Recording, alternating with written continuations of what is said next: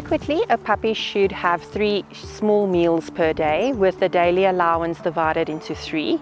But not everybody is able to feed 3 times a day, so 2 times a day would be sufficient. Just remember, if your puppy, for example, eats 100 grams a day, to make it 50 grams twice a day and not 100 grams twice a day, because people tend to overfeed because they think they need to feed their daily allowance per meal.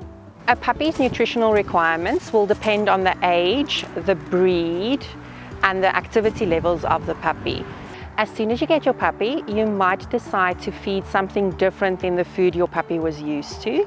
So you would start off by having some of the old food and then getting a new bag of food.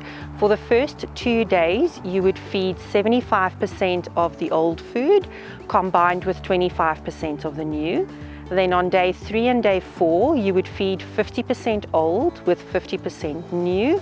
And then day 5 and 6, you would feed 75% new, 25% old.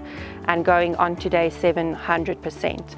Should your puppy have a runny tummy during that period, you can always just increase the amount of days on a specific concentration until the diarrhea has decreased.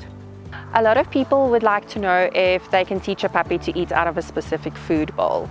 It takes a lot of consistency feeding from one bowl to increase the idea that the puppy will always eat from that. Alternatively, things like cat food around the house will be more palatable, so your puppy will go after that and try and eat that. The best to keep your puppy from that is to participate in control and management. So you'll need to control the environment and manage the cat food. Another thing that dogs would often go after is cat litter. So once again, control and management. Puppies are quite known for biting fingers and growling when food is involved. So one of the things you can do is you can treat train your puppy to eat from your hand. A lot of people teach their puppies to fat mooi.